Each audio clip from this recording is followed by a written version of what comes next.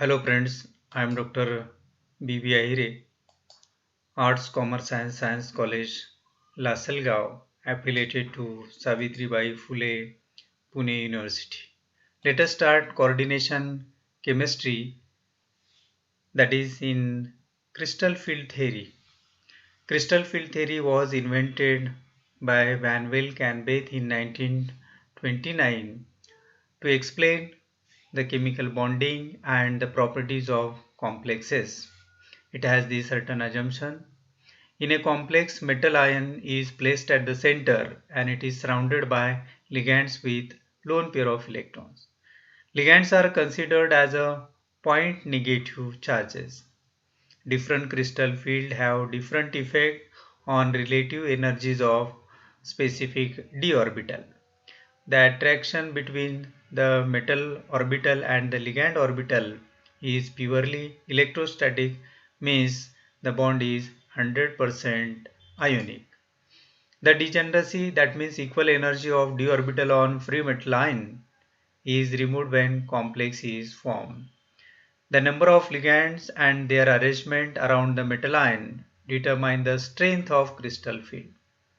The degeneracy means the equal energy of d orbital of the free metal ion is removed by the ligand when complex is formed.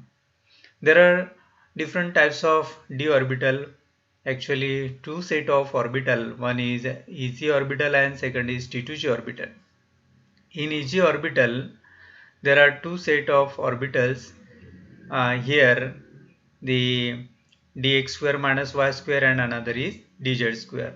The lobes are present along the axis, that is the x-axis and the y-axis, so called to be a dx square minus y square. Another orbital, that is dz square.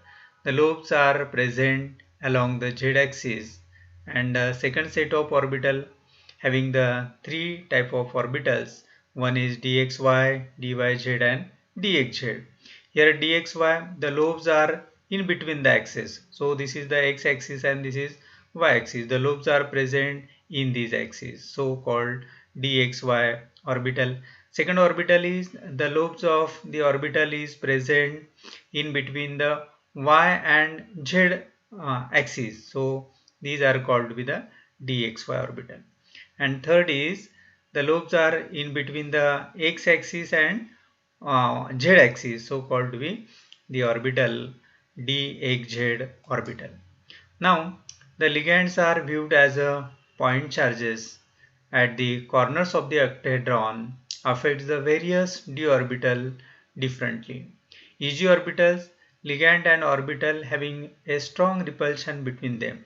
So in this diagrammatic presentation, the lobes along the z-axis here the and the ligands approaching towards this orbital, and there is a greater interaction with this axis or this orbital.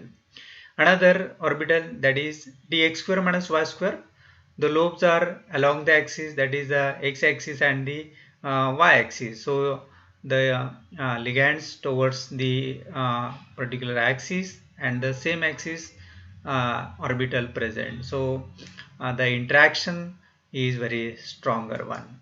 Now second set of orbital ligands come in between the orbital lobes, results in the weak repulsion.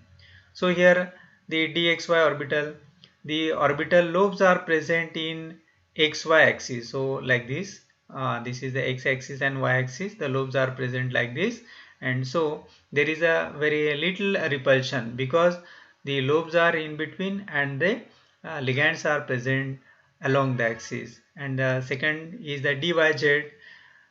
Here the lobes are present yz axis, so there is a little repulsion takes place. Similarly, dxz orbital, the lobes are present in between the x and z axis. So this is the x axis, this is z axis, the lobes are present likewise, and ligands along the particular axis, x axis and the z axis. So there is a weak repulsion takes place. So the repulsion between the ligand lone pair and the d orbital on metal results in the splitting of energy of the d orbital. Here we already discussed the ligands are present along the axis as well as lobes along the axis. There is a greater repulsion, while the dxy, dyz and dxz orbital, the lobes in between the axis and ligands along the axis, there is a small repulsion between them.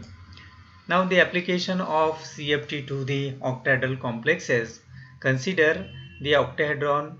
The metal atom is present at the center of the octahedron and ligands present at the each corners of the octahedron. So like this, x, y axis and z axis, similarly minus x, minus y and minus z axis, and forms a octahedral geometry.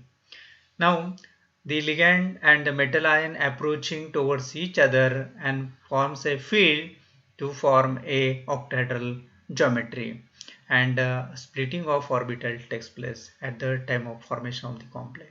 So in the free ion state, the electrons are present in the d orbital. The interaction takes place then when the ligands are approaching towards the metal ion, and the energy is increased, and that is the spherical ligand field. Then the interaction is very much greater. At that time, the splitting of the orbital takes place and energy slowed down. Here, whenever the splitting takes place, the d orbital is splitted like this: T2g orbital having lower energy and the Eg orbital having the higher energy. The T2g set of orbital uh, from the barycenter or average energy level. This is the average energy level. Below that there is a minus 4 delta O. Here delta O represents the octahedral geometry, and here the difference from this average energy level to the T2g orbital, that is dxy, dyz and dxz. While from the average energy level, there is an increase in energy of Eg orbital, that is dx square minus y square and dz square orbital. The energy difference is plus 6 delta O or 10 delta O, and the total difference between the Eg and T2g energy level is delta O or 10 dq. Now the actual size of the gap varies with the splitting, depends on the type of metal and the ligand also, and defining the pairing energy as the energy required parallel spin into the paired spin in different degenerate orbitals. There is a certain experimental evidence for a splitting of the orbital and their magnetic property. Here magnetic susceptibility measurements can be used to calculate the number of unpaired electron in a compound. Gove method is used. So paramagnetic substances are attracted to the magnetic field, and unpaired electrons are present. Due to that, it attracts the magnetic field. While the diamagnetic substances, they do not attract the magnetic field because of all electrons are paired. Now we consider the another type of concept, that is the low spin or strong field complexes. Here the splitting takes place. The T2g orbital having lower energy while Eg orbital having higher energy. The field, that is delta O, having a large, and in this octahedral complex this value is large, then it is called as strong field splitting, and that complex is referred as a strong field. So here the electrons will not go to the higher energy before pairing at the lower energy, so called to be the low spin complex or minimum number of unpaired electrons. Then if the gap of the d orbital is large, the electron will be pair up and fill lower energy level, that is T2g set of orbital, before occupying the Eg set of orbital. This complex is said to be a low spin complex. Then high spin, that is the weak field complexes. If the value of 10 dq, that is delta O, is a small, very less in energy difference between them, and that is called as a weak field splitting, and the complex is referred as weak field complexes. So here the T2G and EG having a less gap, so electron will be singly occupied first. Here the fourth electron will be goes here, first, second and third, while fourth is goes into the EG state, not field over here, because there is a small energy gap between T2G orbital and EG orbital. Now high spin, if the gap between the d orbital is small, electron will occupy singly first at lower energy, then higher energy orbital, then and then pairing starts from lower orbital. It means the maximum number of unpaired electron present. Such a complexes are called high spin complexes. So in high spin complexes, the size of delta O is less than the pairing energy of the electrons for example D4 configuration already explained. Then the complexes which having the d orbital having 4 to 7 electrons have two types of possibilities for the distribution of the electrons in EG and T2G orbital. So the complexes can be low spin, in which the electrons occupy lower T2G set of orbitals and pair up, or they can be high spin.